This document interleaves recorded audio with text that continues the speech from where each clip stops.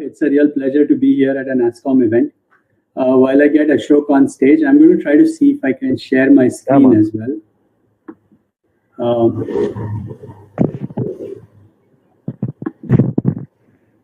Okay, so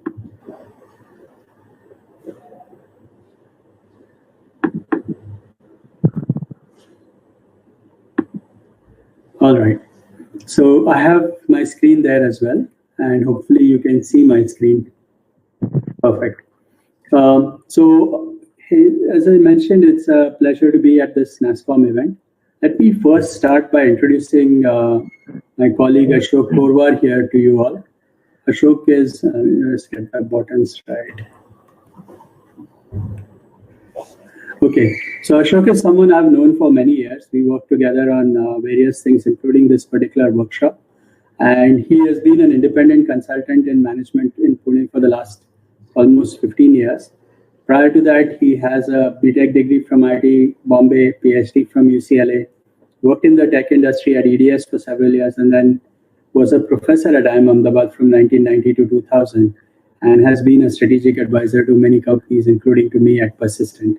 Ashok, it's a pleasure to have you here on this stage with me today. Great, thank you, Anand. So now it is my pleasure to introduce Anand. Anand Deshpande is well known to many of you, I'm sure. But to me, he is a friend and really a mentor to me as well. He is the founder of and chairman of Persistent Systems, which today is a $500 million company, $500 million. And it has grown from nothing to $500 million. And Anand is really the person who is responsible for that. He's a BTech from IIT Kharagpur. He's a PhD from Indiana. But most importantly, he has been working with small companies for many, many years. And one of the things that he does a lot today is helping small companies grow. One of them foundations that is mentioned here is the Dayasra Foundation, which is a foundation which today I'm told, Anand, correct me if I'm wrong, it has influenced 100,000 small businesses in India. To help them to grow. Yes, we have crossed the 100,000 a couple of months back, so things have been quite busy on that. As we get started, I want to do this in I think the slide movement is a little jerky here, but hopefully I'll figure it out. But anyway, so I would like to thank NASSCOM for inviting us here for this event. Hi, Vineet. Do you want to run your poll now, or you want to run it later? We will keep the poll running, sir. So I just wanted to say hi to everyone and a big thank you and a welcome to you and Dr. Ashok Korwar again. I just want to let you know that I'm backstage, and as and when you need me, I'll be there to support you. You can call on me and I'll come on stage. Thank you. Thanks, Vineet. Whenever you want to talk about the poll as well while you're there? I think we may have lost him, but we are going to run a short couple of polls to get a sense of who the audience is, because a lot of what we are going to discuss today has, is related to the group that we work with. So with this, let me first tell you a little bit of the context of this workshop. So between Ashok and I, we have done this workshop numerous times. I have done it about 25, 30 times, and Ashok has done it even more than that. And this is what we call the second orbit, and this was first done with NASSCOM in 2009. As part of the NASSCOM Emerge Forum. So it's always a pleasure to be part of a NASSCOM event. I'll let Ashok share a bit of today's plan and then get this started. We're going to try to make this a conversational piece. We've done lectures before, but we thought it may be better to have a conversation rather than this thing. And if any of you have questions that you would like to ask, feel free to put them in the chat window and we'll try to take them all along through this process. Great. So, like I said, it's very important to keep this as interactive as possible, which is difficult given the format and the technology. But interaction is important. So, we really urge you to put in your questions into the chat.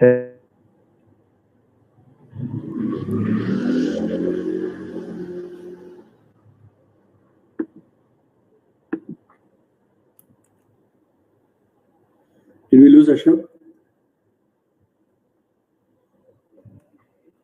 Or did we lose me? Hello? Hi, am I there, Vineet? Dr. Ashok Korwar is having a little bit of network issues. He should be back up soon. I just want to. Thanks. So let me get going then. Let me keep things moving. So actually today we are going to distribute our 2 hours or roughly thereabouts into multiple subparts. So the first part we are going to explain a little bit about the context of this workshop and why we do it this way. Share a little bit about how we believe you should visualize first before you realize. And Ashok, hopefully he'll be back by then. He will talk about the theory of constraints. I'm going to talk a bit about positioning. Ashok will talk about how to build a winning team. And then we will close on how to leverage your boards for some of the things. And of course, we are happy to take any other questions you think you might have as we go along. I think Vineet has launched his poll, but we'll see how it goes. So one specific comment I want to make is that, growth in businesses is not linear, which means that it's not like you can draw a straight line and grow your business every quarter, every year. And you will find that businesses go through what I find are S curves. So you do a certain thing, you will see growth for a while, and then you tend to plateau out. And then you have to do something different to get from the first S to the second S, the second to the third, and third to the fourth. And this is a natural process that companies will find. And one of the tricky parts of running this kind of a business is that what works in the first orbit actually doesn't work very well in the next one. So what works in first doesn't work in the second. What works in the second orbit doesn't work in the third orbit, and so on. So essentially, that is one of the challenges for growing companies, because what you have figured out and mastered to do well, and by the time your company gets to a certain point, you realize that you have grown to a certain point, and now growth becomes harder if you keep doing the same things. So you have to find something different to do every time when you shift these orbits. So this is a key fact that I think people have to realize, and I'm sure you're running businesses, so you would have run into this for a while. So this is something to note. The next thing that I want to point out is that, when you get into a situation where you're at the top of your S curve, right? And this happens at every level. There are certain characteristics that happen which are fairly unique. All of a sudden, you will find that, targets start to get missed, margins start to take a hit. Every customer win becomes a toil, meaning it's a lot of work to try to get them in. So third point you will see is that, just 1 minute. So what happens is that the temptation to create new business lines starts to become very important. People start to think, oh, we are not growing fast enough, so we probably have run out of things to do. And then this starts to distract you from the focus of where you are trying to get to. And then you'll find that in a business, everyone seems like they're very busy. People start to feel like it's very chaotic. Lots of busy work seems to happen. Everybody who comes in starts to think, oh, it used to be so good in the past, now it doesn't feel good. And the founders are stressed. So these are all very common features of what we find in companies that are at the top of this S curve. So you do certain things, all of a sudden things go well, and then you tend to flatten out. And when you flatten out, these are things that happen. And this happens at every stage of the business. So every time you get from the first to the second, second to the third, third to the fourth, you see somewhat very similar properties. And I can say this with personal experience also. So I started Persistent in 1990. So I've been part of the journey for 30 years. And we have seen this at least 4 times in the past. So we see this every time that you see a flattening of the curve, it becomes very difficult. And all of a sudden you make a few changes, you get to the next test, all of a sudden you'll see a growth for a period of time. But that growth will not sustain forever. After a point, it hits its own plateau and you have to find the next test. So what we are going to discuss today specifically is this transition from the first S curve to the second S curve. And what we have seen, of course, every business is different and every business has its own characteristics. So what might be, what is the top of your curve may be different for different industries and every company. But what we have observed in general is that software businesses in India tend to have this kind of a ceiling around 10 crores or so. So a lot of businesses will start, they get to 0 to 1, which is like real startup business. And then 1 to 10, they will make it. And then they seem like a glass ceiling around 10. A similar one you see around 100 crores and 1,000 crores. But somehow there just feels like it's so much work to get from 8 to 9, 9 to 10, it was so much easier to get from 4 to 6, 6 to 12, whatever. But all of a sudden, around 10, you start to see that you tend to flatten out. Ashok, you seem like you are back. Yeah, I'm back. So can you elaborate a little bit on what is different about the second orbit? Yes, I see that. this is where I'm going to now explain what is different in the second orbit. So in the first orbit, the objective is to survive, basically do what it takes to be survived. So that is something that, you know, everyone is aware of, and I'm sure all of you have done well, and it seems like it feels good. But when you're looking at a second orbit, you are trying to make sure that you are in a world where you have profitable, sustainable growth. So it's not just growth that is by chance, but it is something that you're doing because you know what you're doing. You see the growth in a very systematic way. Team starts to grow, and this is a very critical part. And I'm going to share a little bit about how your founding team needs to be augmented with other professional executives. And this is important, but also very difficult and painful. The third point is regarding governance. I think people in the beginning, you just do what it takes, and you are in the next phase, you want to institutionalize it for the first time. And which is why we are going to discuss a little bit about what it takes to create boards and how boards can help you institutionalize some of this thing. Processes now need to be established in companies. And then in some cases, you might look at fundraising, or you have to get professional funding in some cases, or you might be at a stage. So there is very specific characteristics of what needs to happen to move from the first orbit to the second orbit. But once you get into the second orbit and you make that change, you will see significant growth. So our observation is that, you know, once you are at say 8 or 10 crores, you're looking at growth of 10, 20%. All of a sudden, you'll find that if you get the velocity right and you find the orbit, you will start to see 20, 30, 40% growth for a few years, and you'll very quickly get from 10 to 100 when you will start to hit this again. Ashok, so the next question really then is, how do we get there? How do we get from the first orbit to the second orbit? What are the steps? And that is something that we should now talk about. Right. So one of the things that I was trying to explain, and this I'd like to explain it in the following chart. Okay. So what happens is that you are in your first orbit.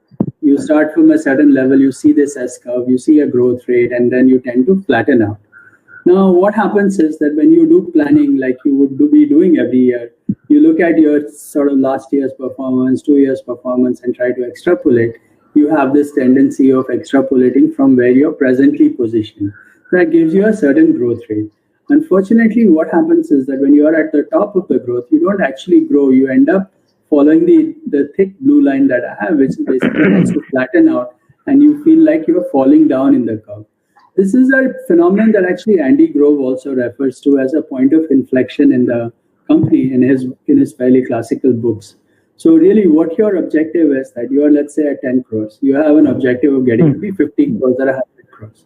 So the way we recommend to people is that you should visualize your end state first, and then figure out a way to get to that end state from where you are, and rather than extrapolating from the present. That's the main point. Because the reason is, when you try to extrapolate from the present, you are making assumptions about the present and your current business. When you are looking out where you want to be, you want to look at the new assumptions and a new market and a new business or whatever else.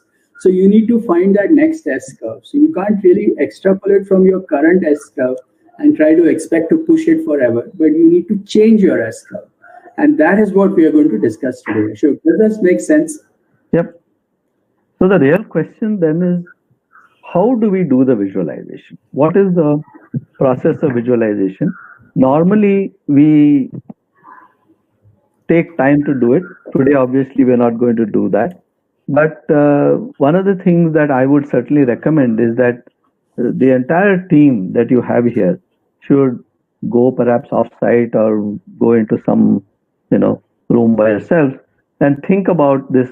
Where do you want to be at the end state? Not how we are going to get there, but what does the end state look like? What do you look like when in the second orbit?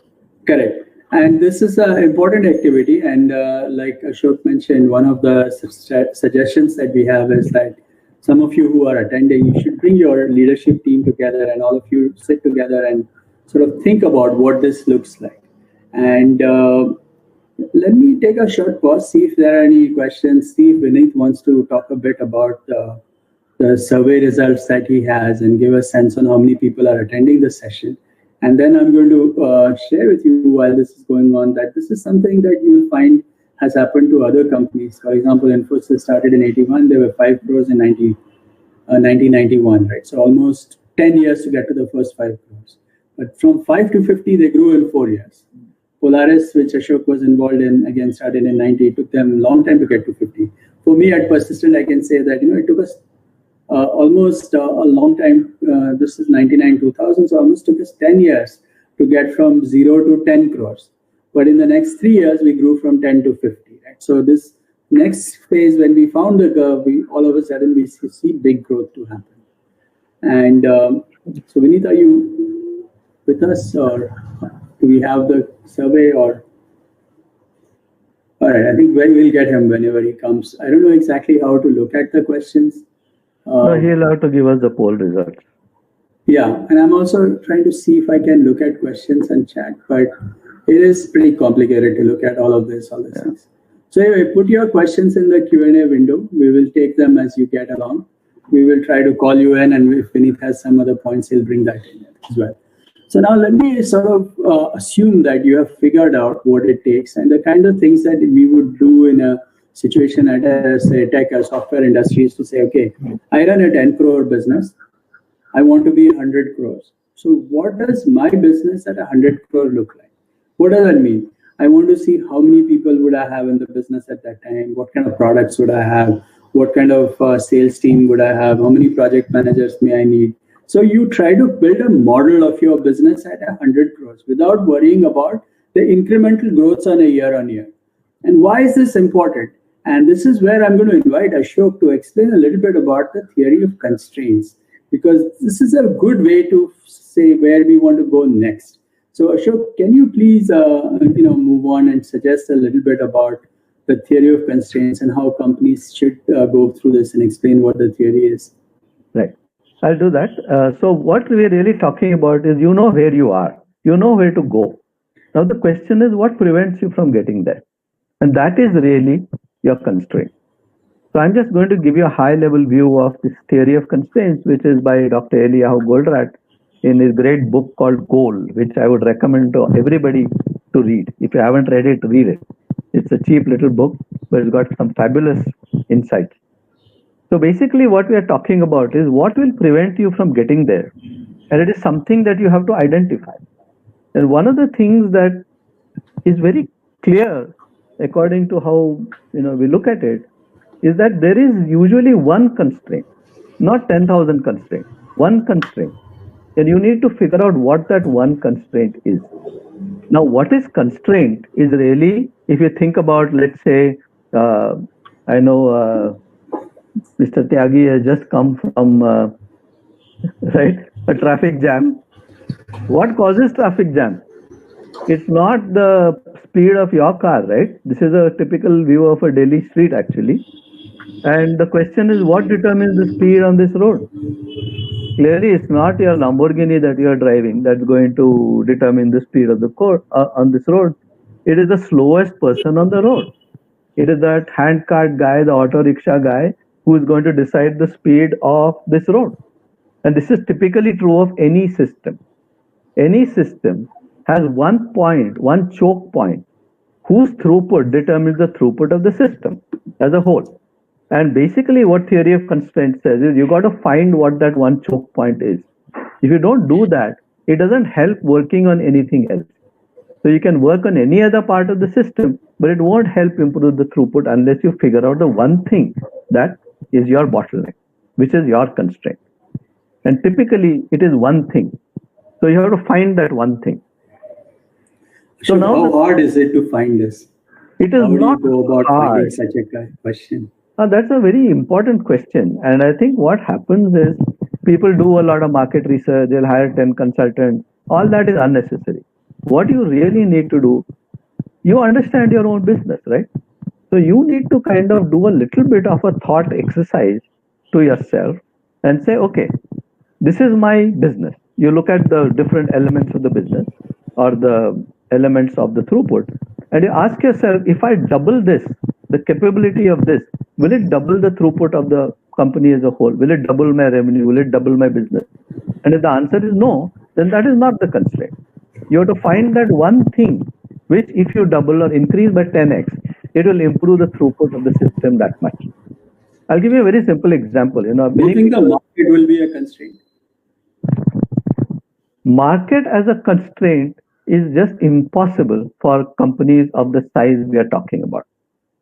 Market can be a constraint for Steve Jobs, because by the time you sold an iPod to everybody on the planet, I mean, who else can you sell it to, right? At most, you can sell it to people on Mars. So for him, maybe once you got 75% market share, the market is a constraint. But for anyone else, I would say, if you say market is a constraint, I'll simply laugh, because it cannot be.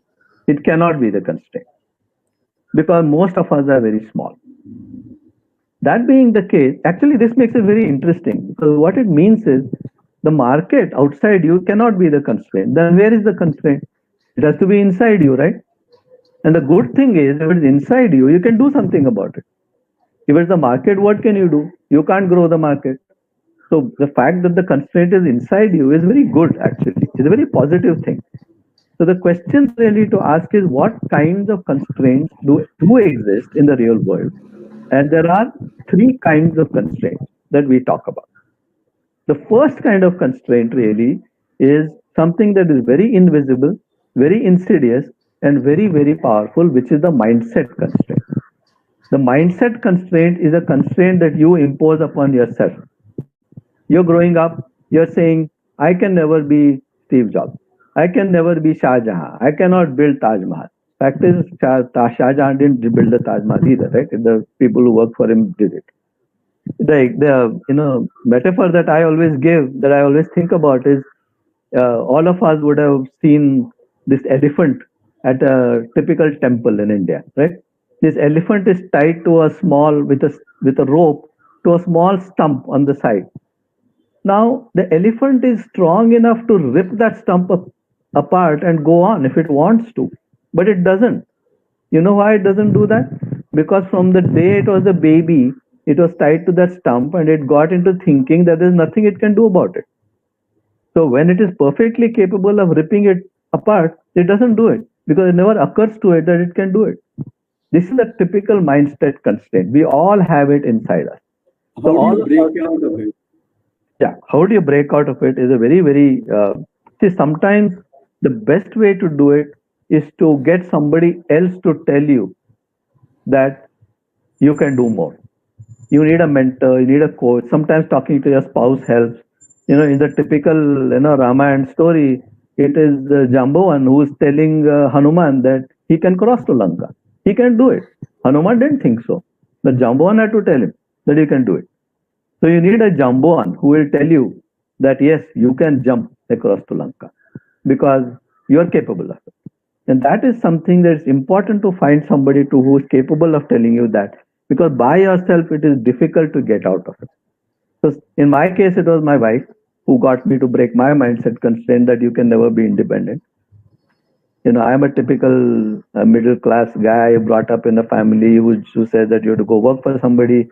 She fortunately comes from a typical Gujarati Baniya family, and to her that's ridiculous. Why should you work for somebody? So she trained me to think that I don't have to work for anybody. So breaking your mindset constraint sometimes comes from the family, it comes from a mentor, it comes from an advisor, it comes from a friend, and we'll talk about different kinds of mentors later. I think Anand is going to talk about that. The mindset constraint, you have to break it. If you can't break it, you'll never be able to move forward. Beyond that, there are constraints that we impose upon ourselves as an organization. And these are constraints that are called policy constraints. In this picture, you can see a typical example of a policy constraint is Bhishma Pitama, right? He was the greatest fighter in the world. He could have won the Mahabharata war all by himself, but he didn't. Why? Because he created rule after rule that prevented him from doing what he's capable of. Policy constraints are constraints that an organization places upon itself simply because it is policy. And they are very, very insidious, again, because they're very hard to find. For instance, you'll have a policy constraint that says I can't pay more than so much. I can't pay more than so much is what? CEO makes X money, so I cannot give a sales guy more than what the CEO makes. Now, which is absurd, right? Because salespeople, if the guy brings in $10 million, what is your problem giving him $1 million, right? So these are some of the things that we impose upon ourselves. I will hire only people from IIT. Very good. I'm also from IIT. Anand also from IIT. But the fact is, if you decide that that's all you're going to do, then there's lots of good people you'll never get.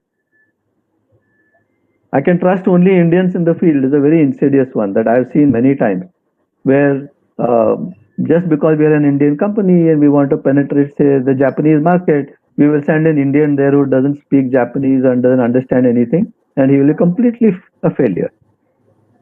I can't pay more than I talked about. CEO must see every customer communication is a policy I have seen in many small companies. If we do that, what does it mean? The throughput of the company is equal to the throughput of the CEO's mere reading capacity, right? People must be kept busy all the time is another constraint that I see quite often, especially in software companies. You don't want somebody to be doing nothing. So you make him do something, and what he's doing is actually a mistake because the next module is not going to connect with that and he's going to have to rewrite it. There are many other constraints, and you have to find your constraint. It could be like, the example that I always give is when I work with small companies, they will tell me that, sales is my constraint. Sales could be your constraint. But then the question to ask is, if you think one sales guy will get you more business, why don't you hire 10 salespeople? Then they say, if 10 sales guys, what will they do? Then you say, well, that means sales is not your constraint. Your constraint is you don't have anything to sell, which is a different constraint, right? So finding the constraint is important. And finding the constraint can only be done by asking yourself a set of questions, and it's important to find it. If you don't find it, you can never get to the next orbit because you'll always be tied down to where you are today. So finding the constraint is essential. And this is an exercise that all of us must do, no matter what. You have to do it. So one of the exercises I would definitely recommend for you and your team is to go back and find the constraint. How do you identify the constraint? Well, it depends on the business model, obviously. Use common sense, don't do research, don't do statistics, and do a very simple thought experiment that if throughput goes up by an order of magnitude, say 5x, 10x, where will my system break down first? That will tell you what is the weakest link in the chain, right? Alternatively, you can ask yourself, if I strengthen the following function or capability 10 times, will the throughput go up 10 times? If the answer is no, then that is not the constraint. So you have to repeatedly ask yourself this question and figure out where the constraint is. Once you find the constraint, how does it help? Well, remember that a constraint is also a lever. Let's say you identified that your constraint is that you have only a small number of products. Now, obviously, if you want to grow, you'll have to do something about that. And if you do something about that, your business will grow. So the constraint is also a lever. This is Archimedes standing and saying, give me a place to stand and a lever long enough and I will shift the earth. Because constraint is also a lever. Constraint sounds bad, but it's not a bad thing. Constraint determines the throughput. Therefore, by changing it, you can change the throughput. So it's important to know that. Finally, once you identify the constraint, there is a 5-step process that Goldratt mentions, and I will quickly talk about that. First step, of course, is find the constraint. The second one is don't go and buy more stuff for the constraint right away because you may not have got the most out of what you have. So the first thing to do is get the most out of what you have. The example I give for that is, let's say you identify that sales is your constraint, which is very common. Then the first thing you have to do is use your salesman to do sales. Don't use him to do back office work. Don't use him to meet you at the airport when you go to that country or do reports. Don't use him for anything except sales. So everything that you do should be oriented to helping him get into the field and sell, which is step 3. Subordinate everything else to the constraint. It means everyone else in the company, every policy, everything should be aimed at helping him succeed because he is the constraint. So if it means that I have to do the reports, I do the report and let him go into the field and sell. So the point is, making him successful is what is going to make the company successful. Once you figure out what the constraint is. So everything in the company has to subordinate to. This is hard to do because what it means is you have to change the entire company, reorient everything in the company to this. Not easy to do, but you have to do that. Fortunately, this whole process, you don't have to do this every 3 months. You have to do it probably every couple of years. Otherwise, it would be difficult to keep subordinating everything to a different constraint, right? Only after you've done all these things do you go and get more. You go and hire more salespeople. You do whatever. Once you've done that and your throughput has gone up, guess what? Something else becomes the constraint. Then you have to go and find that and repeat the whole process again. Fortunately, in my experience at least, this doesn't happen very often. Every couple of years you'll have to do it. But it's not something you'll have to do every day or every 3 months because it does take time for all this to happen.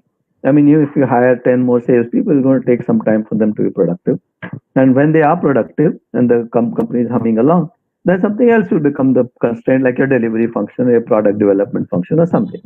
And at that point, you have to go back and fix that. So this is theory of constraint in a nutshell, right? So the question, obvious question that we always tell small companies in particular is, what should the CEO focus on? It's very obvious now, right? What should the CEO focus on? He should focus on the constraint because there's no point focusing on anything else. You can strengthen every other part of the chain, but if you're not strengthening the weakest link, you're not going to strengthen the chain. So as an exercise, I recommend to all of you, take your time, get your team together and figure out the one constraint that is going to prevent you from getting to the second orbit. If you don't do that, you can never proceed, but you have to do this. Figure this out. Thanks, Ashok. I think this was a very nice tutorial on Goldratt and the way he describes theory of constraints. One suggestion, the book I am referring to, or Ashok is referring to, is a book called The Goal. Okay, and one story that I like from that, which is about Goldratt taking a bunch of Boy Scouts to a trip, and he realizes that everyone is carrying a bag and food and everything else, and they are moving slowly.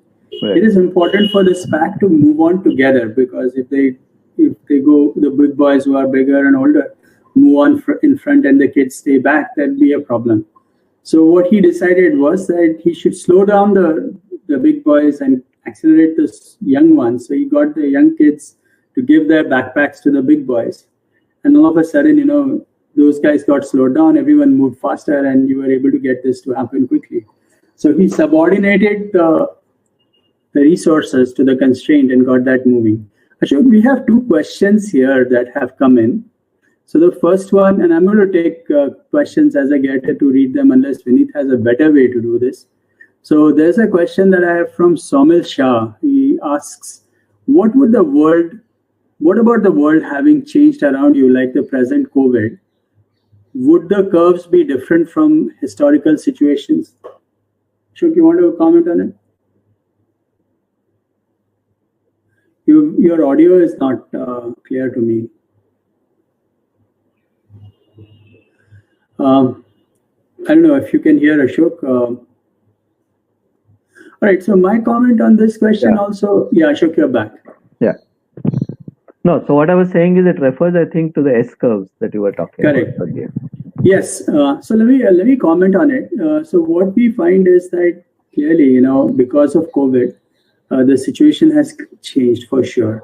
So what it has happened is that certain companies who were at that point of being at the top of the S curve will find that, chakka jam ho gaya types, all of a sudden things have slowed down and the whole intensity of the flattening of the curve will become even more visible.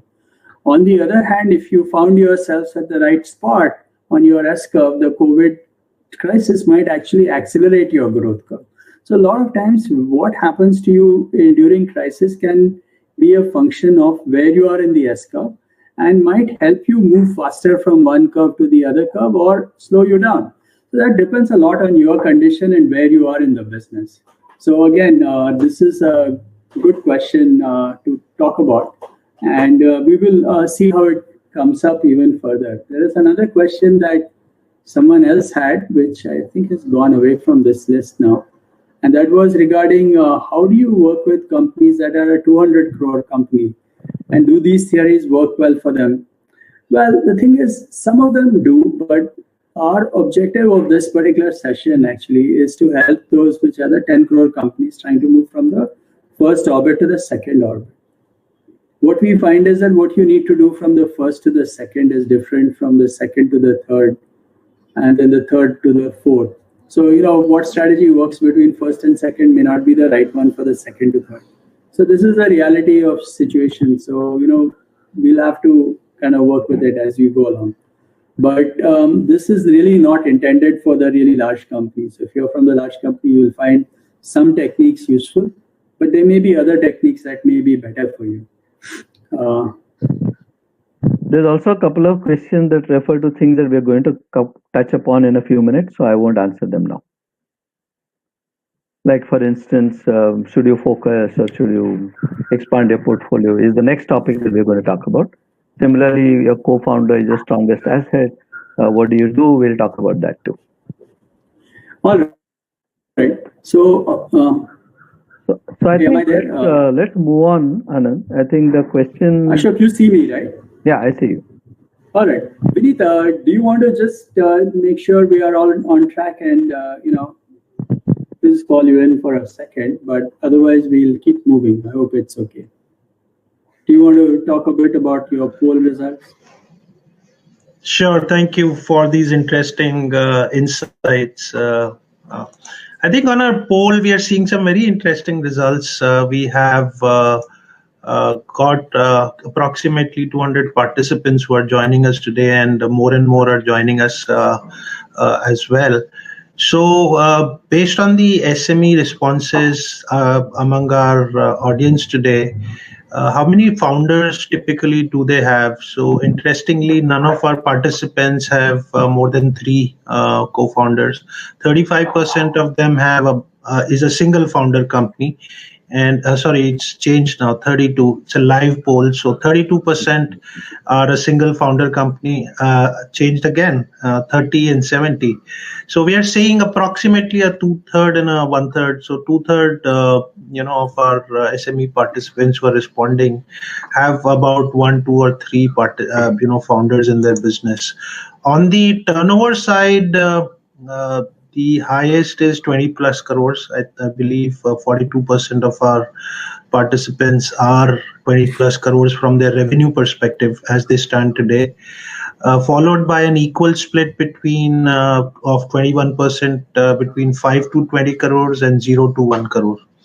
So both of these, 21% is there, and 16% of our participants are 1 to 5 crores. So we are kind of seeing an 50% almost, close to that being 20 plus crores, and the remaining majorly split between 5 to 20, 1 to 5, and 0 to 1 crore. Thanks, Vineet. This is very, very valuable. So last poll question, Anand, was about how long they have been in business. And on that, I think predominantly most of the people, 86%, are 5 plus years, and 5% each approximately are 0 to 1, 1 to 3, and 3 to 5. But it looks like predominantly most of our SME participants today have been in business for at least 5 years or more. This is good to know, Vineet. Though I think that, for us, actually, our target group of what we are trying to talk are the smaller numbers, the 21% between 1 and 5 and the 5 to 20. But that's okay. We'll hopefully find that the people who are in the 20 plus also see benefits from it, and they might see some of these things that may be relevant. But some of those strategies may be a slightly different thing when you are at 100 crores or 50 crores or something.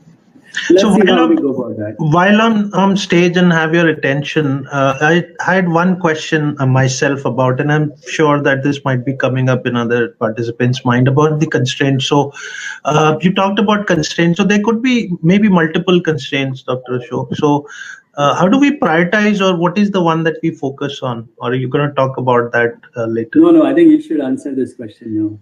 No, that's an important question because, of course, it's a very valid one.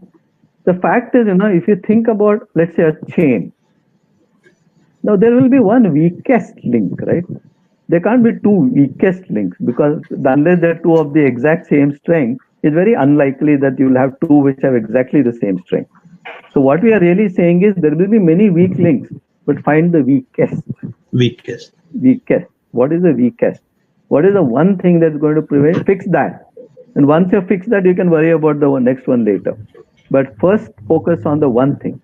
Then fix that. Then fix the next one. Then fix the next one. But do that in some order.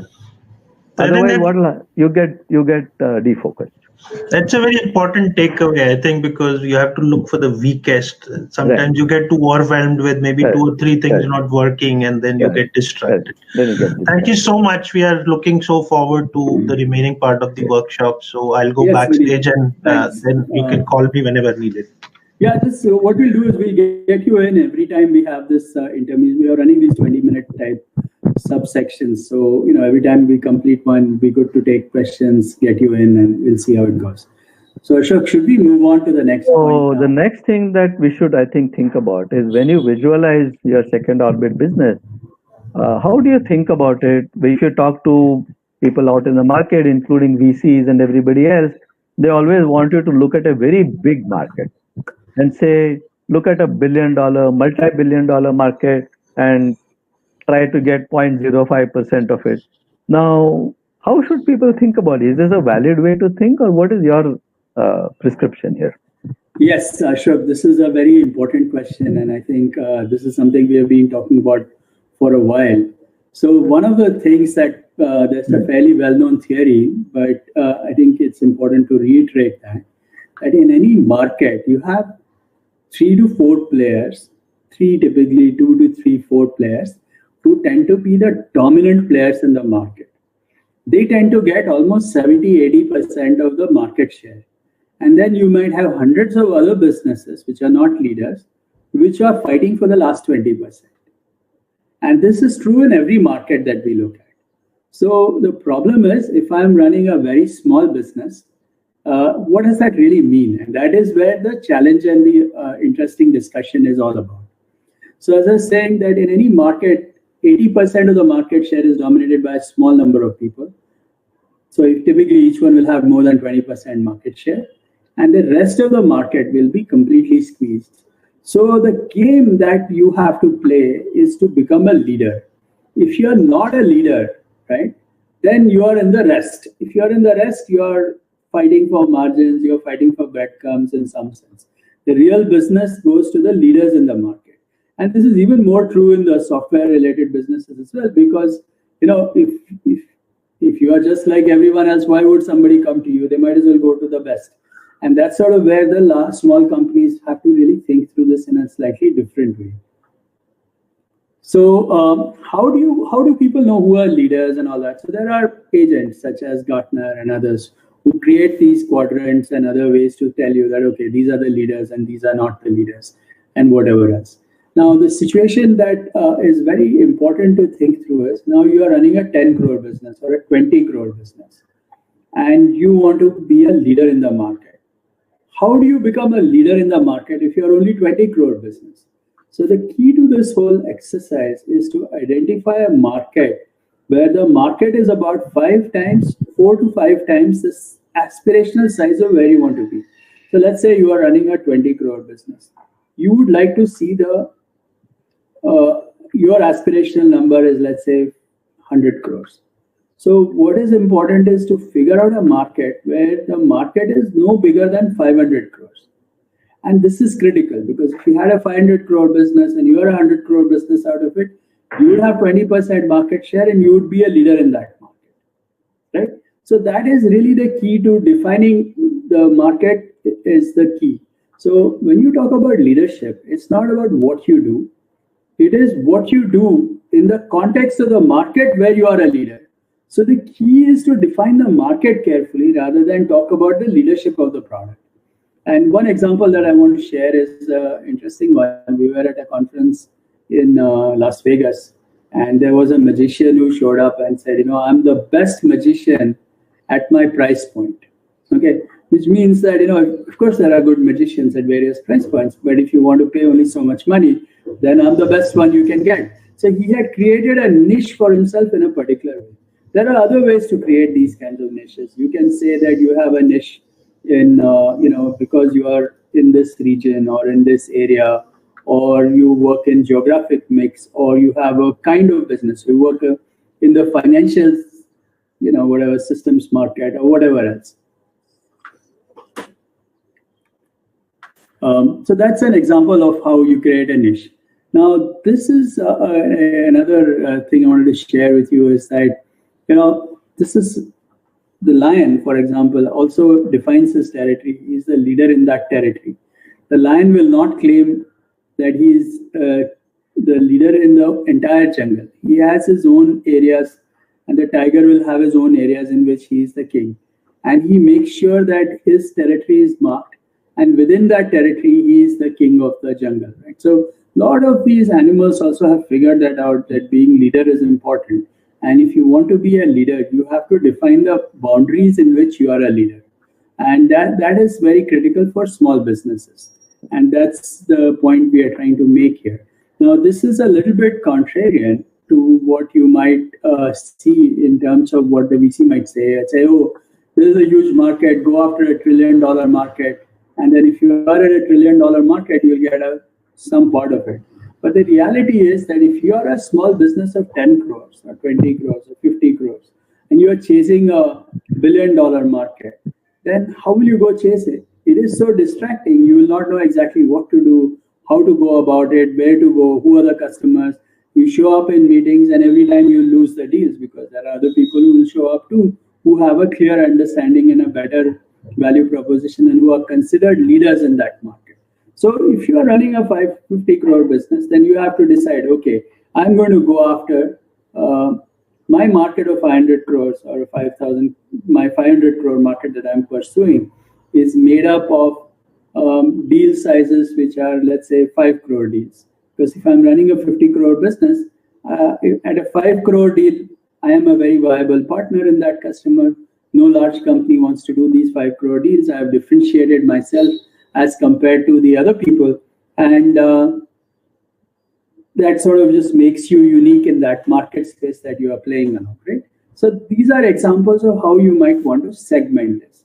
So you want Can we talk about a couple of examples that we have seen in practice? Maybe that will be So let me give you 2 or 3 examples. So one particular example that I want to share is one we did in Pune a few years back.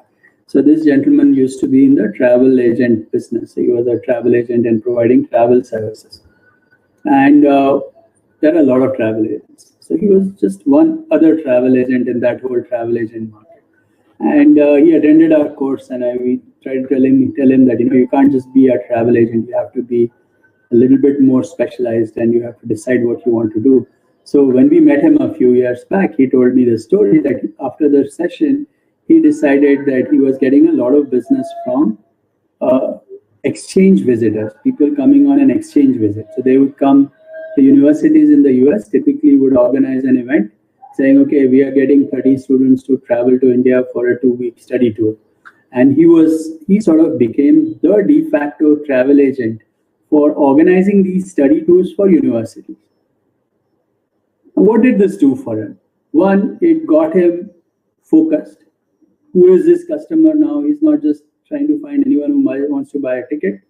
He wants to work with those people who have the ability to respond to specific things from the university point of view. So the university guy who makes the decisions, he became the customer. So now my margins are very different. I'm providing him service of a certain kind. He had figured out circuits in India that were appropriate, some educational tours, some relationships with colleges or whatever else, local colleges, local activities, things like that. So that was a way of how he differentiated this. I want to give one more example. This is something that I did a session, the same kind of session for the Printers Association of Mumbai. So there, again, printing is a pretty generic business. Everyone prints pamphlets and flyers. Somebody comes and says, I want this kind of thing printed. You print and you give it back. So your margins are very limited. You are working in a cost-conscious market and you hardly make any money. Now, this guy, after this course, he sort of, again, we met him a few years back. He told me the following. He said that he realized that this was not going that well. He would run into all kinds of issues. So he decided to specialize in printing specific letterheads, visiting cards, coffee mugs, badges, and everything that the first day employee needs. So if you join a new company like a Deloitte and you are posted in, let's say, some town, the day you show up, you will get a box of goodies with you, which will have visiting cards, your bunch of things, so that you are all set and you can then go ahead and make that happen. So that's sort of how he kind of specialized himself into that market. And having gotten it into that point, he saw significant improvements in margins. He had another example at an ASCOM thing, and I don't want to name him, but he was doing open source. And after the conversation, I sort of convinced him or whatever, open source is too broad, pick something else. So he sort of specialized in Drupal after that. And he really became the king of Drupal in some sense. So again, smaller market, much cleaner to define, much easier to create a market segment. Anybody who is looking now knows exactly what he wants to find. And this whole story of being very specialized, and it makes it very clear, what is my market, who's my buyer, who is my universe of all possible buyers. When I'm hiring, what kind of expertise am I building? How do I position myself as saying, I'm the king of this, whatever. And these are ways that are very essential to do. And this is sort of what I recommend as the positioning story that we should be following. Ashok, maybe these are 2 or 3 good questions. So let's see if we have some questions or comments from people, because this is a very important topic and we need to. Right. So while we are waiting for the questions, you can check those. I wanted to give a couple of more examples. If you are, I'm sure you are all very familiar with this paper boat. So clearly they are going after the, the Cokes and the Pepsis of the world. But if you started out and selling some black water, it would have been very difficult to create a brand and positioning. So these guys had created this whole idea of, how do I brand myself as these exotic drinks that I used to have when I was a kid, and there's a story around it. If you see what is written at the back, they have some pretty nice stories. We called it the paper boat and all that.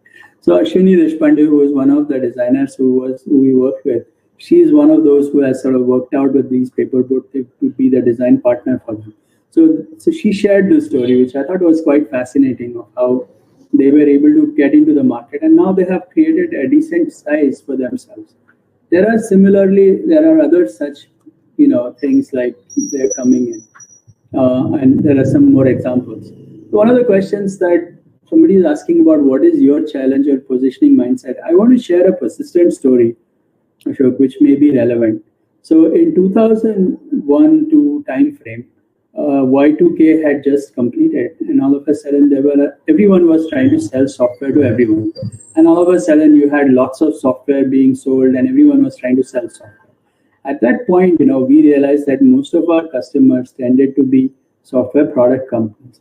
So we decided to position ourselves to say that we are leaders in outsourced product development. So we created a story around OPD, which was outsourced product development. We found a few companies that were doing it, and we anointed ourselves leaders in that market.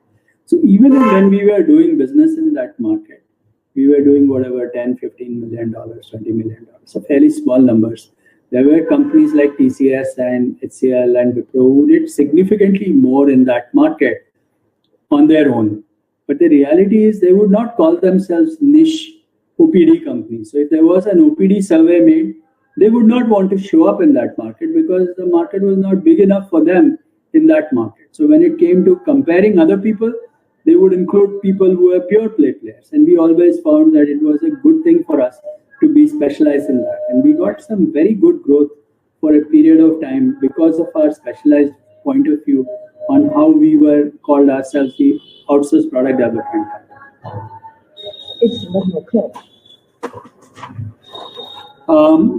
These are some more examples. So there is this Lefty's store in San Francisco. Clearly, apparently 15 to 20% of the world population is left-handed. Tools are not easily available. How do you get in there? Dollar Shave Club created a whole market around how they differentiated themselves as compared to, say, Gillette. Some of it was through the business model, price points, monthly delivery, these kinds of things. And then, you have Patanjali, who actually went after the big boys, but they did not start off by saying, we are just like that. We created a positioning that said we are meant for, holistic stuff, good values, Indian products, Indian ethos, whole bunch of things like that. Now, once you get to a certain point, then you try to figure out how to extend the scope beyond that. So this is the question, Ashok. Does this really work, right? Right. And this is something that many people are concerned about, because on the one hand, I'm struggling to grow and you're saying I should say no to some things and focus on one thing.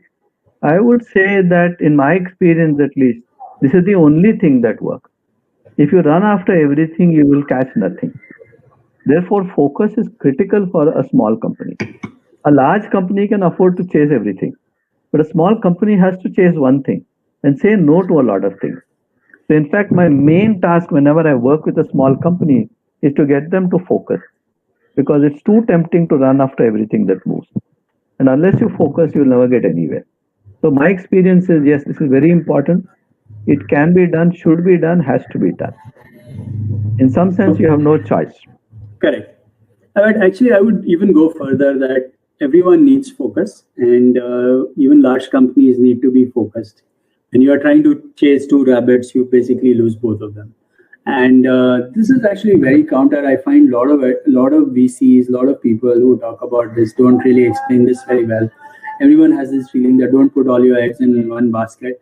If you're a small business, you better figure out the right basket, but all your eggs must be there because you have limited time, management bandwidth is a constraint, and you really, really need to be focused on doing what you want to do. So defining the focus, how do you define, is about defining the market in the context of which you are focused, right? And this is really where I think companies need to spend a lot of time and energy.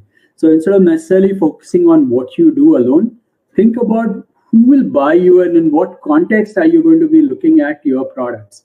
And that is the critical part. And this is a related question that is there for the SMEs offering software services. You want to do software products and all that stuff. I think it's all about the market. But there's a slightly different question thread in that, which is regarding whether you should do products and services and all that. But I think that distinction is starting to get very fuzzy these days. Services are being productized, products are being sold as a service. So really this whole concept of what is a product and what is a service is not terribly relevant. That said, the main question that I still think is very important is positioning. And you need to be able to position your product in such a way that you know what market you are playing in and you are a leader in your market. If you can't be a leader in your market, you should probably think hard about redefining that market. Vineet, you want to add anything in this one? And we'll move to the next segment otherwise.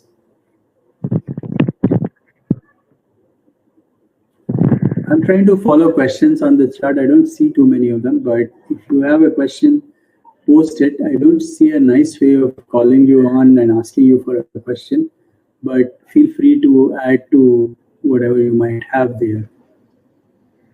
Okay, thank you. Again, very interesting and insightful. I really love this one. The one who chases two rabbits catches none. So, of course, there are questions and I can read them out and we can address them right now. So one of the questions, that is, coming up or we kind of deferred was around when you have a co-founder who's your strongest asset, but can become a constraint on expansion, like, for example, not want to... We'll talk about that topic just after this. That's next. Okay. The next part we are going to talk about. So far, what we have covered so far is, just to give you we are at the halfway point and we are on track. So I just wanted to tell you what's going on.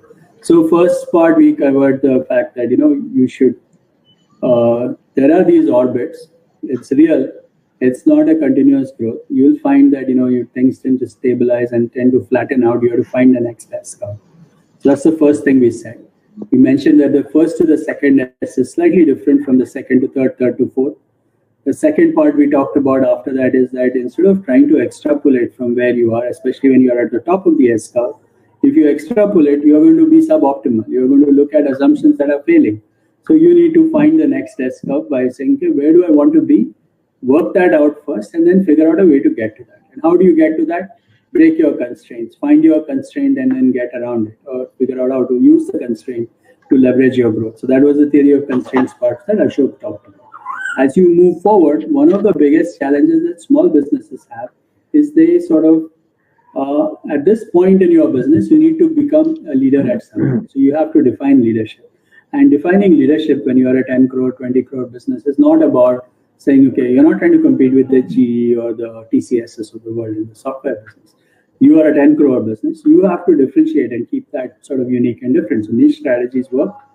In my opinion, that's the only strategy that works for small businesses. So trying to be everything to everyone is very hard for small businesses. If you didn't know your market, if you didn't know your 20 buyers that were likely to buy your product, it's very difficult to find the next one. So you really need to build that network and be able to survive and be successful in that. So that's so far what we have covered. So Anand, if I can just add something to that and maybe get your comment on that part, because I think you touched upon a very, very important perspective on the leadership, and it's also the most simplest to understand, not the most simplest to understand, but very effective. And I myself has kind of experienced that. And I think leadership kind of scares people, like you said, that it. Perhaps people, say, do I go and compete with the 2,000, 10,000 crore company, and will I lose revenue on all the other things? But I think for me, what's standing out and what I'm taking away is that leadership in your segment, whatever you're doing, and the examples you shared is a commitment. You are committing yourself fully to go after and do something. So is this takeaway really what you are trying to put across, or other connotations around that? Because that's really a big takeaway for me from what you have shared with us. No, absolutely, commitment is clearly important, but what I'm also going further and saying is that know where you are committing, right? So you are committing to a particular product or a segment in the context of what the size of the market is, and that's sort of where you need to play. And this is the thing I want to mention here. If you're a very small business, right, and we are talking about small businesses in this conclave, you can't be saying that, okay, I'm going to go create the new market completely. I'm going to tell the world what IoT is, and then I'm going to sell my small piece out of it. It doesn't work like that. So you really need to find where the opportunities are, where is the wave getting created, where are the cracks in the wave, where is the market for a business where I can be a winner and a leader. What is the niche that I can play my leadership role in? This is the key to the success of businesses. Now, once you find that and you get there and you see the growth, you get to the next test, then you have to find a way to expand the market.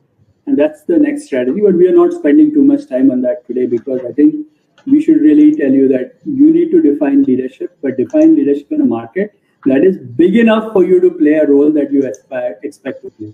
So if you are doing a 20 crore and you want to be a 50, 100 crore business, and you pick a market that is no more than 120 crores, then that's not a good way to define the market. You need the market to have room where you can be a 20% player in that market.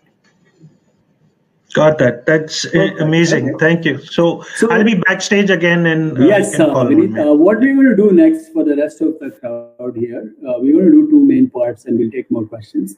So now I'm going to request Ashok to comment a bit and explain the biggest constraints that we see is leadership teams. How do you go hire peers? How do you go build leadership teams? And after we have spent about 20-25 minutes on that, I'm going to spend about 10-15-20 minutes on building boards and how do you expand your leadership team in that context. So that's really where we are headed. And then we'll take another round of questions at the end, but I would welcome you to put in your questions in the thing. Just like we have taken questions at these breaks, we will take the next one. So Ashok, clearly leadership and hiring is the key to where you need to go. And all of us know that it is very lonely for things. So how do you go build your team? How do you go hire people? How should a small business do this? So there are two aspects here that are really important. And I don't want to talk about the usual things that any HR guy will tell you.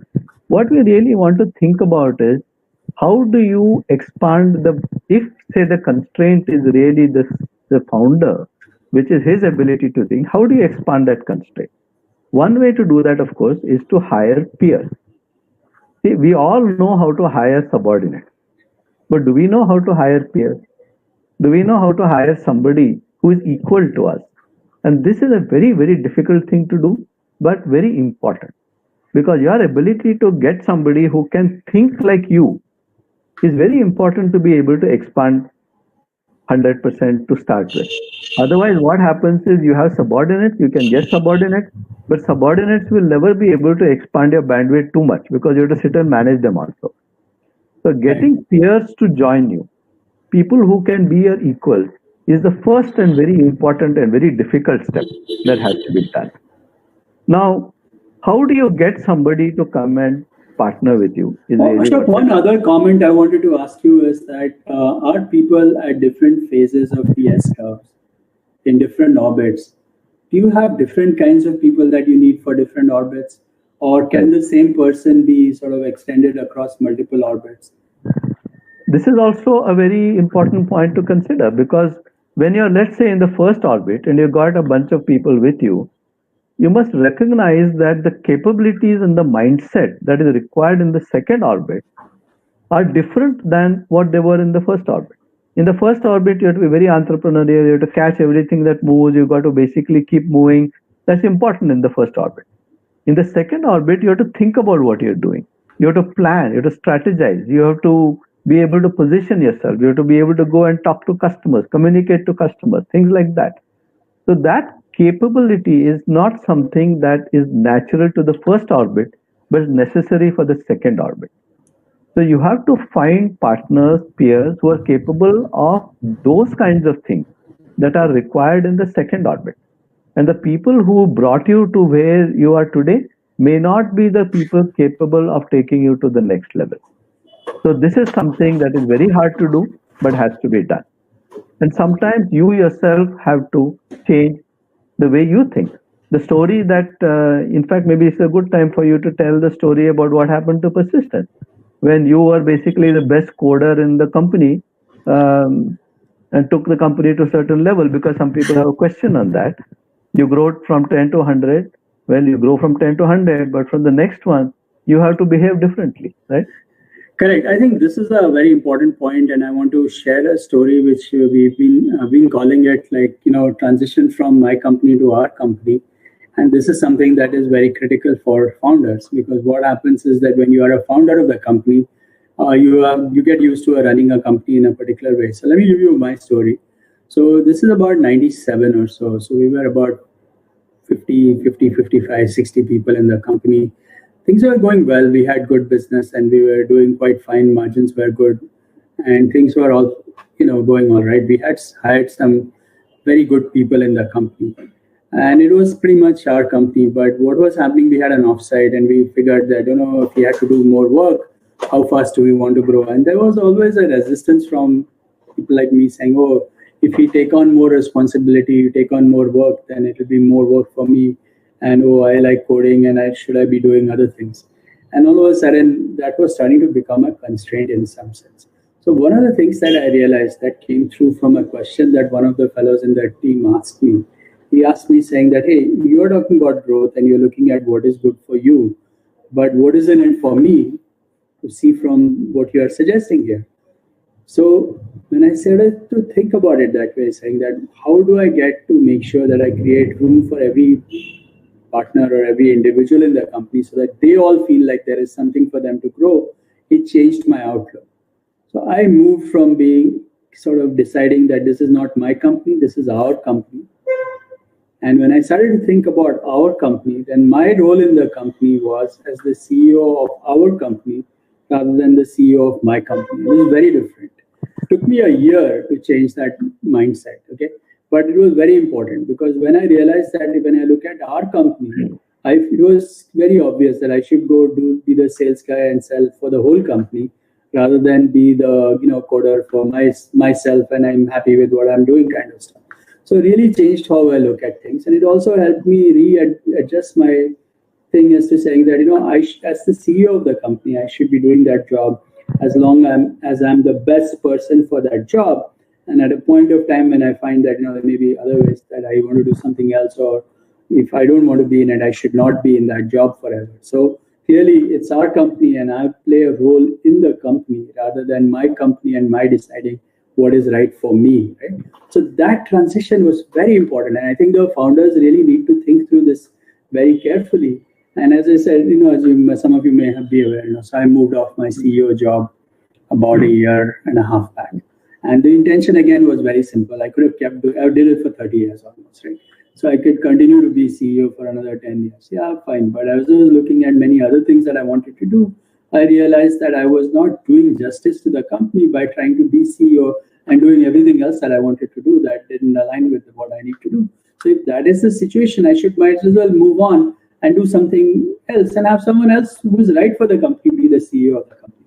So these are all decisions that come in because of this whole outlook that this is our company, I am an employee in the company, and I should do what is right for the company first, because the company needs to do something that is right for them. And if I'm not at the right place at the right time, then I should do something different.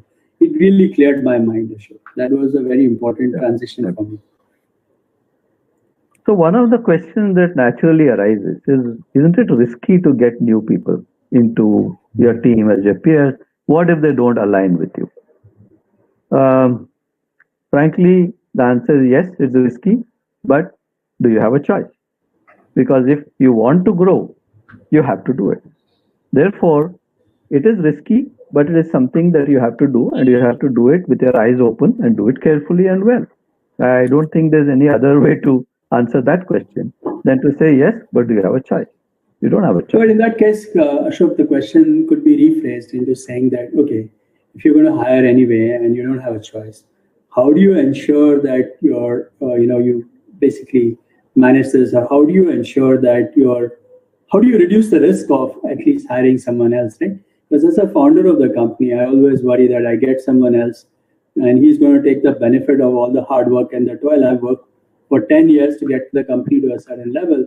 And now I'm going to get this guy as my partner, and he's going to see the benefits of my hard work. And how do I make that happen? How do I make this work? Right. There are different ways of looking at that. And I think one way to look at it is that what really aligns people, especially at the top of a company, is the vision of the company, the passion that you have, the mission that you have, that you as a company are trying to do. So it's like, if you want to climb Mount Everest, then how do you align your team to climb Mount Everest? It's not you that's going to align the team. It's Mount Everest that's going to align the team. In short, people who want to achieve the great thing will come to you. And if what you want to do is what excites them, they will come to you anyway. So the way to align teams at the top is to align them around the mission, around the goal. This is like, this quote that you have from John Kennedy saying that we want to set ourselves this goal of landing a man on the moon before the decade is out, not because it is easy, but because it is hard. Because it is only by doing such things that we will get the country to do something together. This applies at the level of an organization as well. That it is really the mission that you have that is going to align people at the top. There is this wonderful book that we keep telling people to read called Beyond the Summit. It's really about a guy who climbed a rock in the Himalayas called the Trango Tower. It was a rock that was very difficult to climb. It was believed that nobody could climb it. And the point really that many little, things that come out of that book, which I think we should remember, is that it's not you that's going to define the team. Trango Tower will define the team. The scope of the challenge. So if you make it known what you're trying to do, people who want to do the same thing will come to you. Because growing a business can be thrilling. What you really want to do is exciting. So what you need to do is pick teammates for the future, not for what they've done in the past. Don't look at their resume. Look at what they want to do and what they can do and want to do. Wanting to do is very important. So one of the things that I keep emphasizing when we look at hiring people at a senior level is don't look at their resume. The resume tells you what they've done in the past. So what they've already done is not important. What they will do in the future is important. At the same time, the one characteristic you really need is people who are hungry. Without hunger, both skill and experience will remain in the base camp. There is nothing more dangerous than a moderate mountain. That's a very cute thing to say. What it really says is that if you choose a moderate goal, something that's very easy to achieve, it's very dangerous because good people are not going to come to you. Nobody wants to climb a small little hill in the backyard. They want to climb Mount Everest. Therefore, having an ultimate mountain is important to attracting the right people. So once you attract the right people, remember that nobody knows how to do it anyway. So the only guidebook is the one that you're going to write. End of the day, the best plan is the one that works. So what we're talking about is a set of ideas that says that it is not you who is going to attract people to come to you. It is the challenge that you have taken upon yourself and which you have publicized and let people know that this is what you're trying to do. Other people who want to do the same thing will come to you. Is the basic premise of how to attract people is to attract people by the mission, by the goal that you're trying to achieve. This works. In fact, it is the only thing that works again because you don't really know what kind of people you want. The main thing you want is people who want to do it. People who want to do it is what you need. What they've done in the past doesn't matter. So let me pause here for a second. Yeah, I think this is very good sort of point. Let's take a few questions as well. And one of the things that we should talk about is that, you know, as we talked about this earlier as well, Ashok, you pointed it out that at every stage you need slightly different skills and you need different kinds of people at times. What happens to the founder, right? The poor founder, he started out and he started the business. How does he survive these changes how does he keep upgrading himself? And are there any techniques that he can learn to keep learning on an ongoing basis? Right. So while you answer that, let me also look at some of the questions here. So a couple of things that arise from what you just said, Anand. One of them, of course, is the founder himself has to keep scaling himself all the time. So learning, being open to ideas, networking, meeting people, this is important.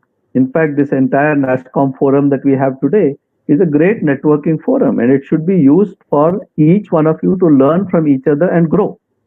Because you won't grow unless you network. Networking is important. It is a skill that all of us need to learn.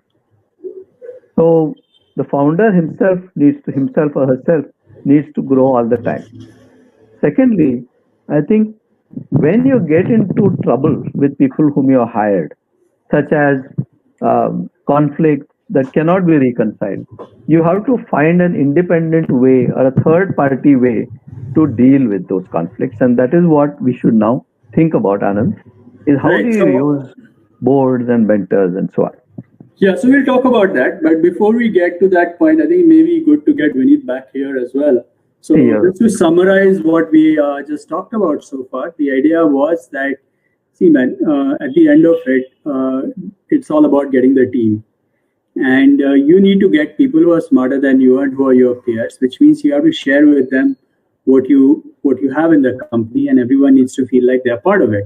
And there is no other choice, because if you could do it on your own, you would have done it already. Meaning, the fact that you are at the top of your S curve, you need some more capacity and bandwidth, and that's really what it is. So that's what we've been mentioning as something that you need to do. Now, there are a couple of questions that have come in here, which I'm going to sort of try to read out. And Ashok, maybe if you have some answers, you can give them as well. So I'm going to read this from Abhay Dadkar. If we don't look at the past of the person, how can we know about her capabilities? Certainly, I do understand that resume may not tell you about whether she is hungry or to grow or not. Ashok, you want to comment on that? I think the important thing is to figure out how that person thinks. So when you meet the person, what the person has done is not important, but how does the person think about the future? What the person wants to do? How is the person going to approach working with you? These are the things that are possibly things that you have to try to figure out. Correct. Related to that, I would also add 2 comments on this. So one is, you will find a lot of people who will come to you and say, I've done that, I've already done everything. If you have done everything, and are you really motivated to do the next level? Right? So that's the key thing to find out. That's what hunger is all about. And then you'll also find a lot of people who will, who will have a whole bunch of experience saying, I've worked in this place, I worked in that place. But that doesn't tell you what they want to do for you. And as an entrepreneur or someone who is not an employee, but somebody who is your peer entrepreneur, you need them to have the drive and hunger to make it happen. And that is what you need to find out. So that's what I think the sense here is. And then can survival be an indicator of entrepreneurship if small business runs below the opportunity cost? I'm not exactly sure what Divya wants to know here. Ashok, if you have an idea, then... So, Anand, I have a small request, yeah, sure, go ahead. The way the question and answer session window works is that people or participants themselves are upvoting the questions. So, if you can take them in order, right? Okay. Yeah. So that way, most voted questions you will be able to address first. Okay. So there is a 50 crore company with 5 crores of 10 crore BU. What would this work as a BU strategy? So again, it is possible. The only problem I have is that somebody who runs a 50 crore company in 10 sub crore buckets, he is so badly fragmented that he will struggle to make that happen. And the fact that if you're trying to build a brand, okay, so I have a 50 crore company and I'm going to put 5 different brands, manage them all together is very difficult. If you sort of created one story that says, externally, I'm going to go after this market or I'm the leader in this thing, I'm whatever I'm trying to do. I'll give you a related comment on that. If you're a leader in a certain market, right, and let's say you get something which is slightly different, go ahead and execute it. Just as you don't make noise about it. There is a clear focus. You're going to do something that is right. Don't get distracted by any other random activities that you have to do. Just stay focused. That's what we are trying to say. Ashok, you want to look at are you able to look at the question? Yeah, I can see that. So the next question is really, which we have answered in a way, it is what was your challenge to grow from 10 to 100, from 100 to 1000, and from 1000 to 10,000 as a team? Yeah, meaning, so at Persistent, I can say that, first 100, we took almost 10 years to get to 100 crores. Maybe even longer, actually. And when we started to position ourselves as outsourced product development, we started to get some whole thing. We all of a sudden grew rather fast, and we were, at 1,000 crores after that. Then again, 1,000 to 5,000, we've had different strategies and different kinds of activities. So we are now at about 1,000 crores a quarter. So last quarter we did 1,000 crores. So about 4,000 crores in revenue. And yeah, meaning every stage has been very different, and it's been quite, I can feel these changes in the orbits. Yeah, so each of them is a different orbit, and I think that is something that we have been emphasizing. For SMEs offering software services, getting into the software product development, what do you think are major parameters to be considered? We talked a bit about this. I think this whole thing about whether you should do software services or products and all that is kind of, I think, not anymore as relevant. Yeah. This would have been a good question 20 years back or 15 years back. Right. Today, what is happening is that everyone is offering everything as a service and subscriptions and products and all that stuff. And IP is important or whatever else. So I think this question is a little different now. All said, the question is, let's say you do software services and you have some assets that allow you to be very efficient, very effective. You can do it cheaper, better quality, and you sort of have that all positioned in a way that makes you unique. So then you can say that I am a leader because I am able to deliver the same thing at a much, much better, get it done quickly.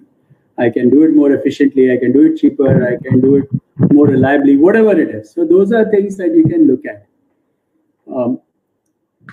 I think let's move on then to the next segment. Next segment, which is really when you have conflict among peers or number of peers trying to do something, it really becomes a question of governance, right? So what are the governance issues that companies should think about is the next thing that we should think about. Yes. So, I just wanted to spend some time trying to help you understand that.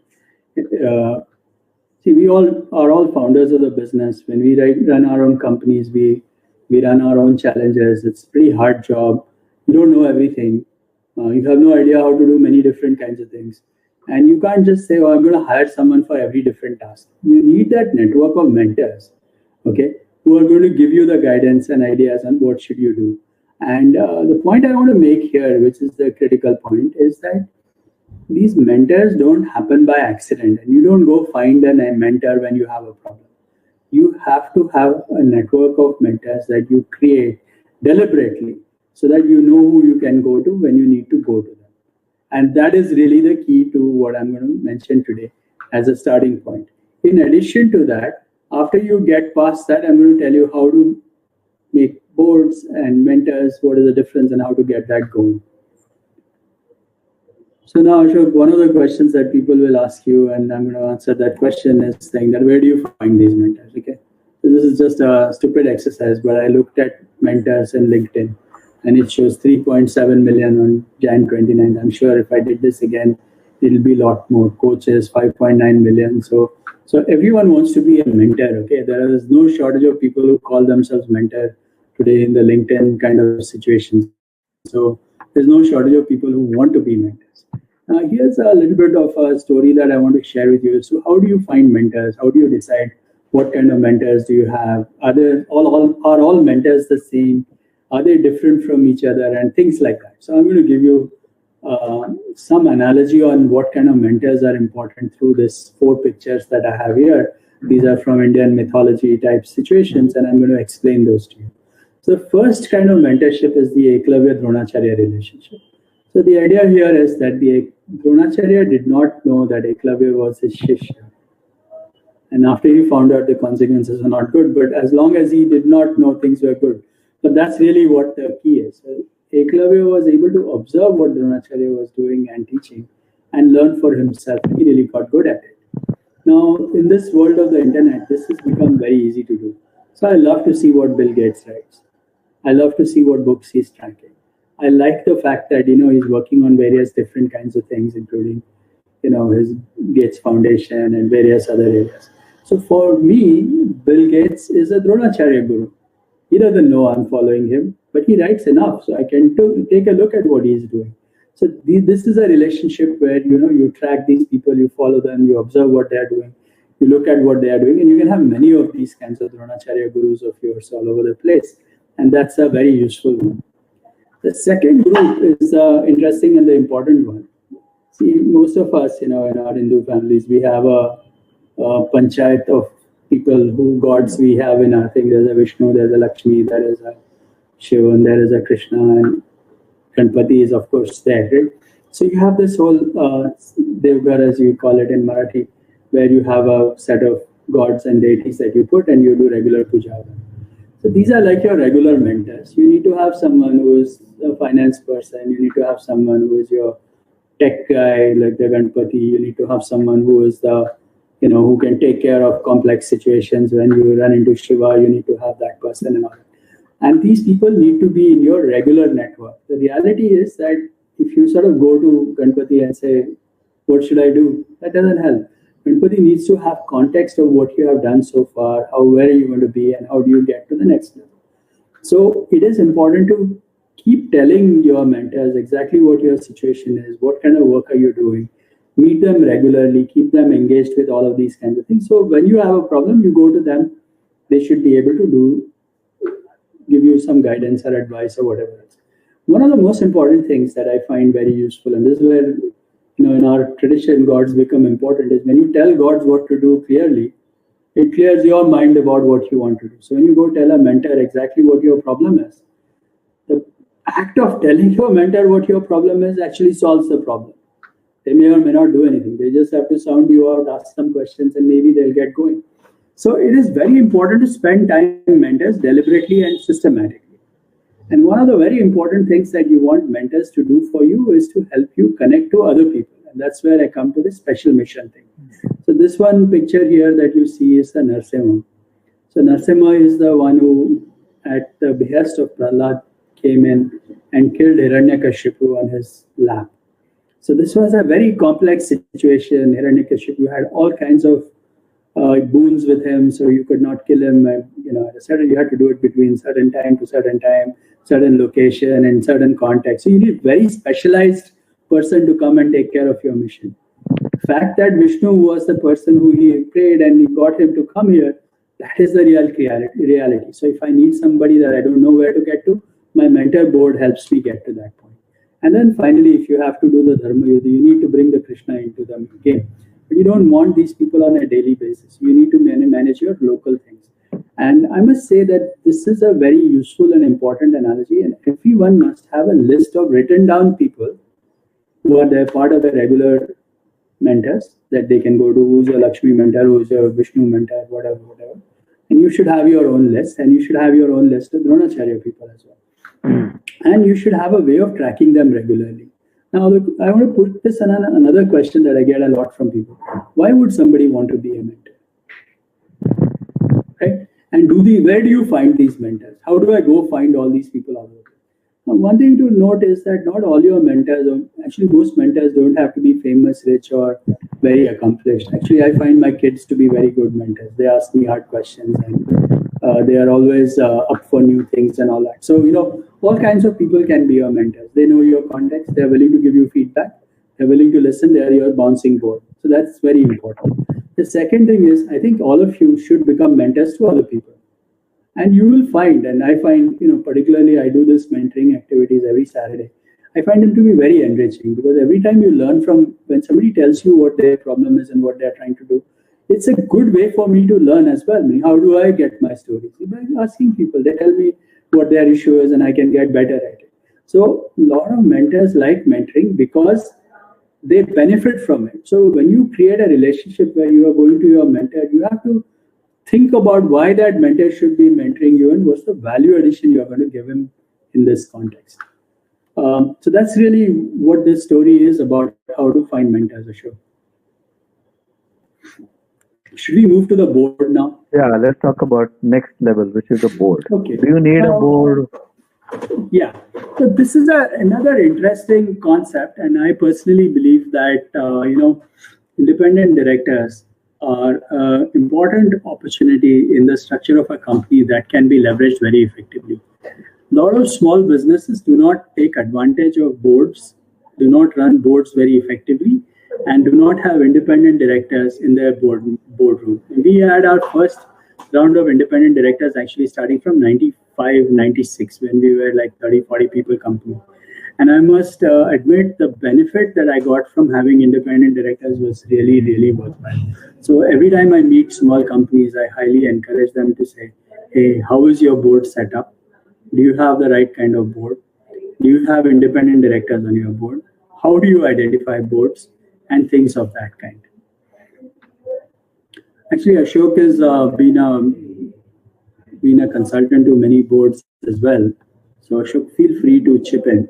Yeah. So one question really is, where do you find them? How do you select them? And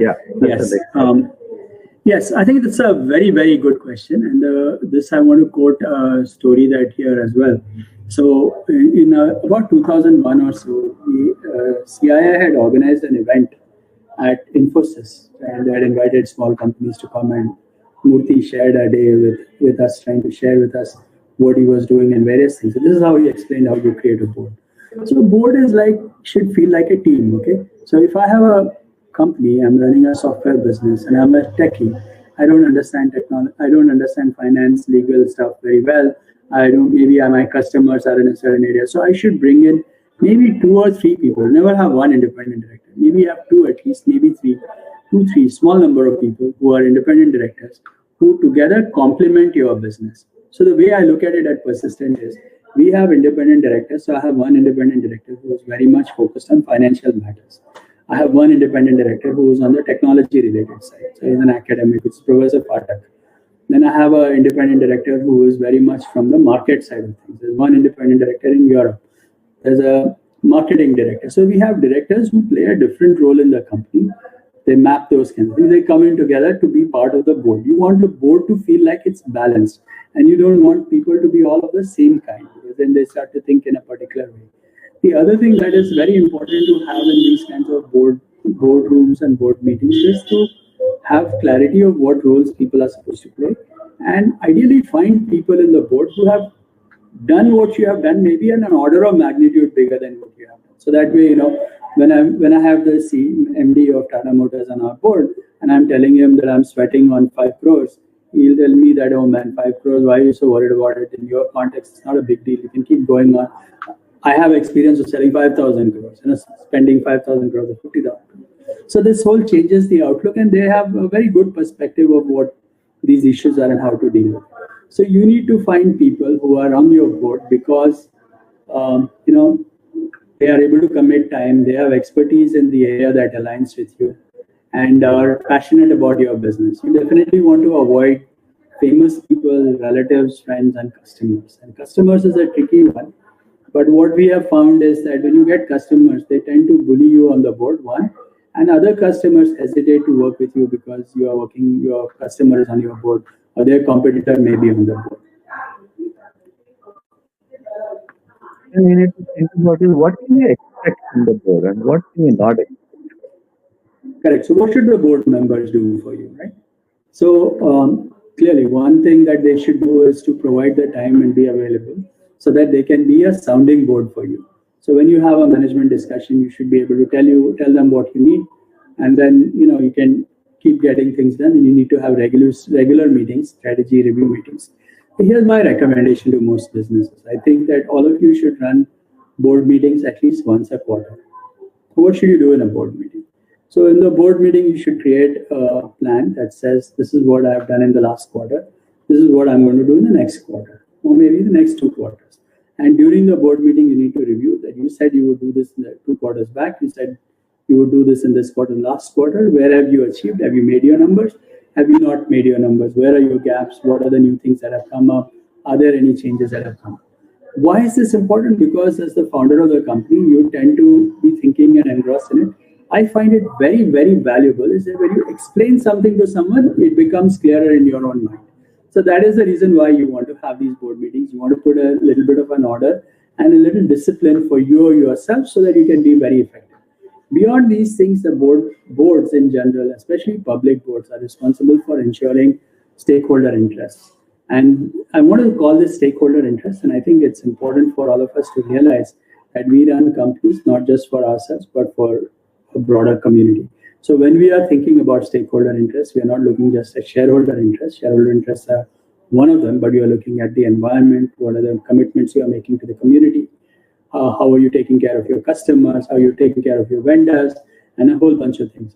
So normally what happens is that as founders of company, we get very sucked into very micro things and we try to track it in a particular way. When we work through the boards will help you look at saying, hey, are your actions good for the environment? Are you looking at climate change? Are you looking at various things? It helps you work on this. And the other 2 points that I think Ashok alluded to, one is that when you have disputes, right? So when 2 people are fighting with each other, and who resolves it? And board is a good place to go. If you are trying to hire senior people to come on you, they will worry that, oh, if it's just you and me, you'll always win that game because you've been there longer, you own the company. At the end of it, how will I ever survive? So when you get the board involved in these kinds of decisions, then people feel a little bit more comfortable that they have a better shot at getting a fair call and everyone feels good. Creates transparency, creates better things around it. And then succession planning contingencies, again, are other places that the board can come in. So the board is like the formal Bhawan Panchayat that we talked about in your own thing where you do it. Now, why boards and advisory boards? What's the difference? The problem that has happened is that because of various fiduciary responsibilities that you have, board members are expected to sign on your business plan, whatever. Basically, if you do anything wrong, the board members are liable for the risks that might happen. So many people would not want to be board members. Some of them prefer to be advisory board. But there are enough people who like being on the board. And I must say one last thing related to this is that I find that a lot of people, my age, say 58, 60, have done a good innings in a business, or are now looking for saying, okay, how do I make, they have never been in jobs. They have always been in jobs. They have never really run a business of their own. They've been CEOs of the companies, but they were never their own business. They always had that usually that let's do something of our own. Let's go run a, whatever, startup and all that. So you will find that a lot of people are willing to be board members today. They want to be part of the excitement that you can get on the small businesses. If you can show them the purpose and excitement of why you want to get to them, then you can get to them. And these can come in fairly effectively. They are a very good asset. They can help you broaden your network. So if you are doing a certain kind of business, you get someone who is a guru in that area. On their word, you'll get a whole bunch of meetings. It improves the corporate governance. It improves your branding in the business. And these are very effective ways of getting this to happen in a very structured way without really complicating the life of the founder. These guys are not really your peers. They are people who you get to when you need to get to them. And it's important to get these board members to understand that they are board members and not executives in the company. That is equally important. Otherwise, you run the risk of having board members telling you every day what to do. I think I've mentioned some of these things that, you should engage with your board member, bring them the hardest questions. They are your sounding board. Help them to get introductions. You should meet at least once a quarter, plan 2 quarters ahead, and publish your quarterly results in a regular way. You should have financial discipline in your business. So these are all very important things for businesses to do to ensure that they can run very effectively. And, the CEO runs the business, the boards are a sounding board. They are not even advisors, is how I look at them. So the CEO's job to take cognizance of their requests or suggestions, but it is not binding in any way. I think let's stop here for a few minutes. I have a few board disasters, some other questions, but let's look through the questions a bit. Maybe we can get Vineet back in this as well, and anybody else who wants to do it. So we are sort of at the end of our real kind of planned session. We have done these for longer periods in other contexts, but since we had 2 hours and we wanted to manage the time very effectively, we decided on picking on some very specific topics which we thought were most important for the businesses. So I'm going to just quickly summarize so far what we have done and then open it out for questions. So as I go back from the very beginning, we started out first by telling you that there are these S-curves, which are the orbits. Every orbit is different. There is challenges when you change the orbit. First to second orbit is special, and we spent some time on that. So how do you get to that? You visualize to realize. Then we talked about constraints and the theory of constraints. Then we talked about the importance of positioning. Then we talked a little bit about hiring peers. And the most important thing in that we said is that peers are attracted not for anything else, but for the mission, the excitement, the purpose that you create. The Tango Tower that you want to go win the world, conquer the world, whatever it is. So create that compelling mission, get everyone excited. That is going to be the one you're going to attract people. Actually, for smaller businesses, it's much easier to create leadership, create a mission that aligns with your leadership. And then we talked a little bit about how to hire peers, and then we sort of moved into mentors, boards. How do you get board members? Why should board members be on your board? And what should board members do? So I think that's sort of what we covered today. This was meant for people who are in that 10, 15, 20 crore, 25, 30 crore business who are trying to launch themselves to the next level. So what we suggest to everyone is that take a look at this content, spend a time, let people in the group who matter listen to, suggest ideas or whatever else, and go for an offsite. Go one by one, look at some of these questions and answer them for yourselves. We have enough, I wouldn't say empirical, but at least data that we have collected over, anecdotal data out of friends and other people, where we have seen tremendously good results out of following some of these basic disciplines.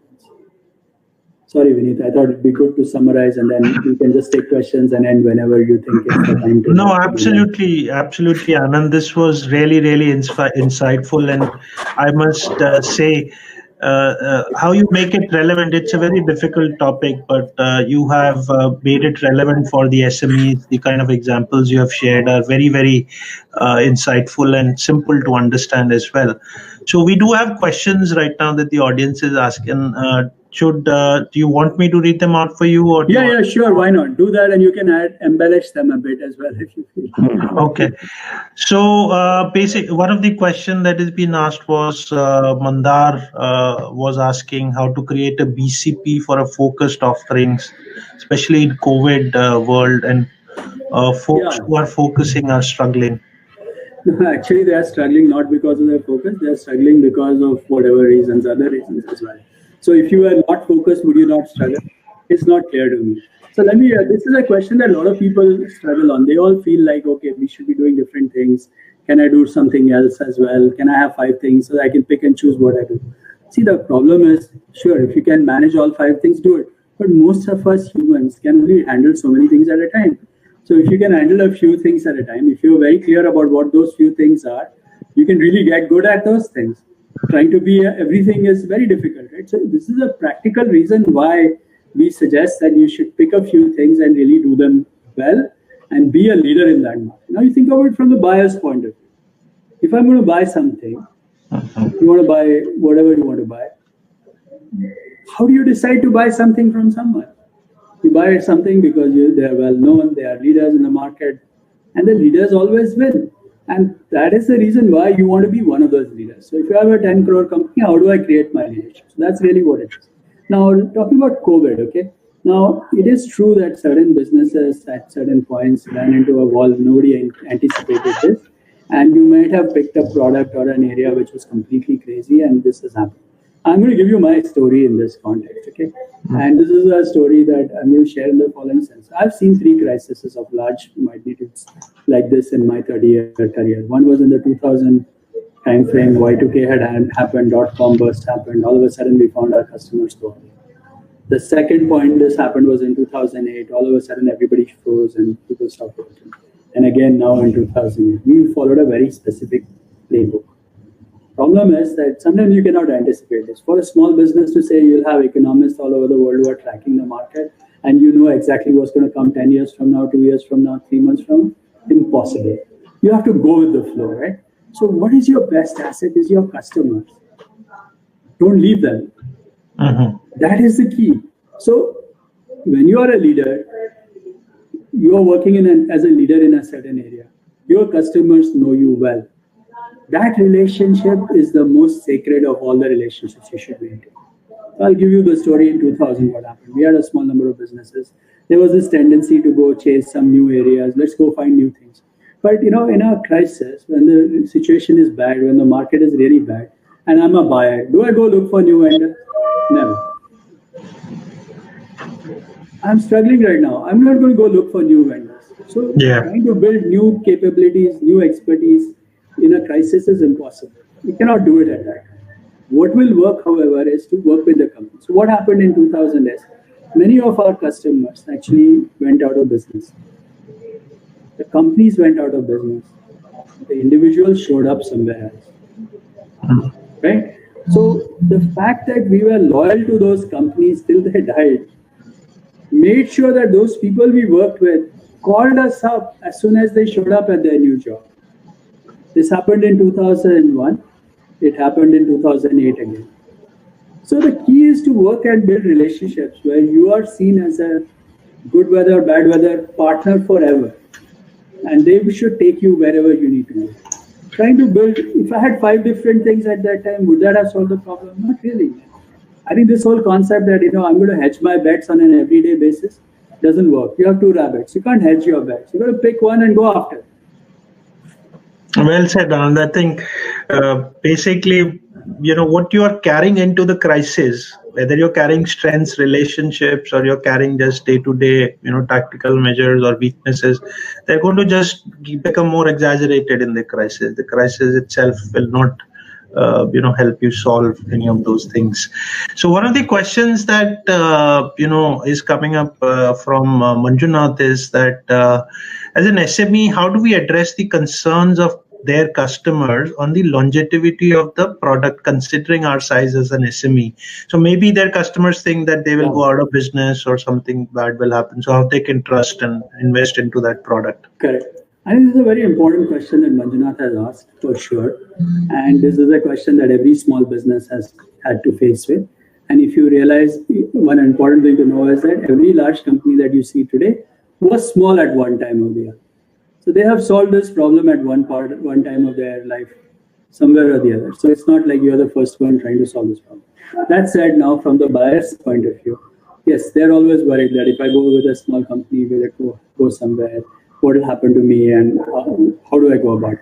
So here I'd like to basically quote some of the work that has come in from Jeffrey Moore on crossing the chasm kind of stuff, where there is a set of companies that are early adopters. They love being part of it. So that's one thing to think about. So can I go find those customers who are looking for those cutting edge leadership or those projects like that. The second strategy is to look at finding a partner kind of along with you, saying that I know I work off of a platform. That's another strategy. So this is a very interesting story that I'm going to share, which is kind of just graphical so you can get to it.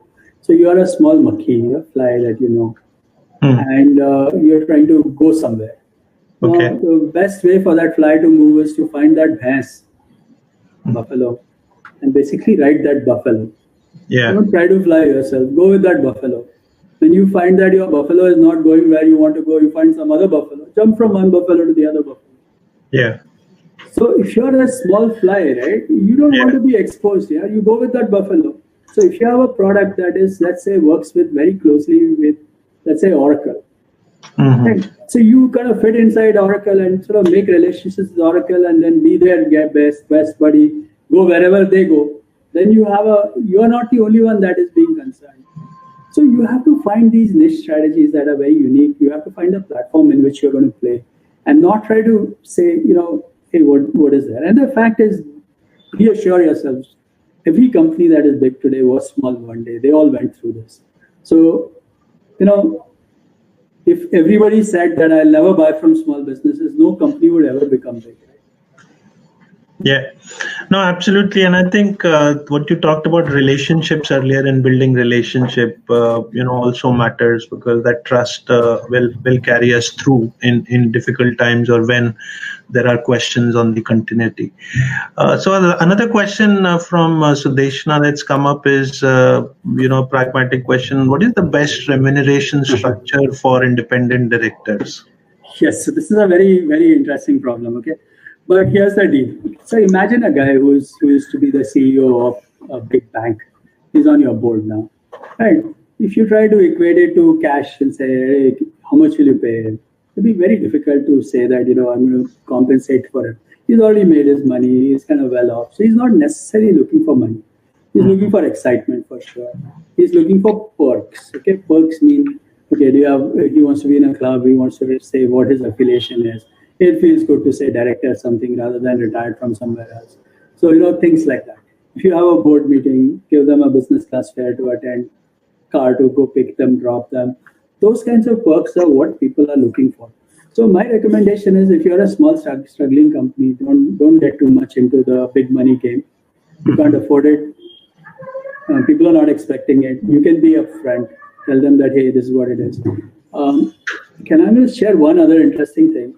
Sure. A lot of times what happens is that people have had this conversation on, should you be doing ESOPs or equity kind of things as an option? You give options to people on the things. I think I recommend doing it. I think it's a good thing. So if the company does well, then they'll see some benefit in the time frame. But again, you don't have to do it. Now, this used to be allowed in public companies too, but now public companies, this is not allowed anymore. So at Persistent, I cannot do this anymore because there's a perception that the independent directors are responsible for the shareholders' interest and nobody else's interest. This is a screwed up way they think about it. But because that is the case, if their compensation is dependent on the goodness of the company's results, then they might make wrong decisions and may favor certain things. But by and large, that's another option that I recommend, is something that you might want to consider. Look at ESOPs, options, bunch of things like that. Okay. So I think there are lots of very interesting questions, pragmatic advice people are looking from you. So next one, Mahesh is asking is, do independent directors override the decision or vision of promoters, or how do you overcome this? So the company is run by the CEO and no one else. This is very clear.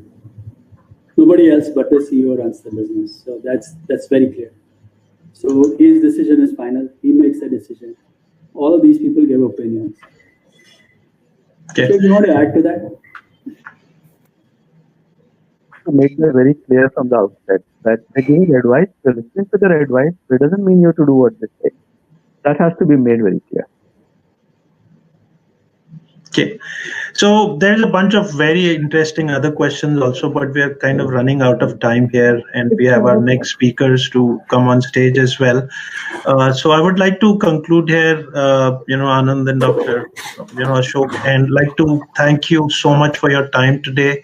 Our audience, which was 200 plus by the time we are ending, thoroughly was engaged, and I think the insights, the practical insights you have shared in scaling and going from one orbit to the other, the whole simplified process of identifying the constraint, working on them, hiring peers, leadership, the commitment to finding the leadership, etc. So thank you so much, sir, and we appreciate. Yeah, Vineet, just one last thing. I can share my email address. My email address is anand@persistent.com. Sure. Okay. And Ashok is ashok@growthcatalyst.com. So we will send that out to our participants. And if people have a question, okay, just feel free to send mails, and hopefully, we'll get them answered. If you don't get an answer, just send again.